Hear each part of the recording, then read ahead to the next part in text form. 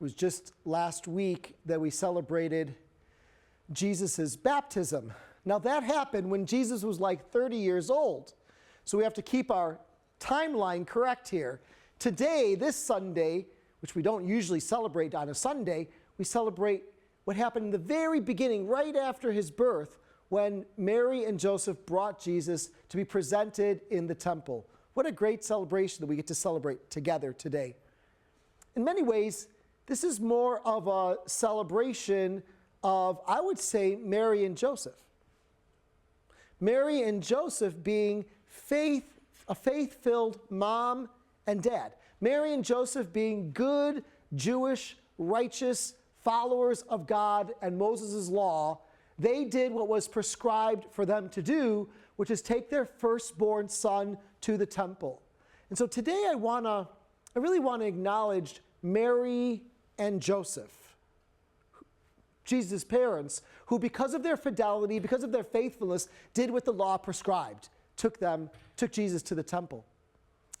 I want to also acknowledge the fact that if we hold together this celebration of the presentation of Jesus and last Sunday's celebration of baptism, we realize that these days we actually do it the opposite way, huh? So in Jesus' time, he was presented through his parents, and then when he was older, 30, he chose to be baptized by John the Baptizer. But these days, we do it a little bit different. These days, our parents bring us for baptism when we're infants, right? And then when we're about 14 or 15, we choose to confirm our faith in Jesus through confirmation, right? So it's a little bit backwards the way we do it today. The good news is that I want to celebrate and remember parents. You parents, all parents who brought your children to baptism. I want to remember you today because you brought your children to Jesus. And I want to give you homework. I want to ask you parents who are watching, if you ever brought a child for baptism, tell your children why you baptized them. Tell your kids that you wanted your children to be connected to Jesus for the rest of their lives, so that the promises made in baptism of everlasting life might be theirs. That you have a relationship with Jesus, parents, and that you wanted your children to have a relationship with Jesus too.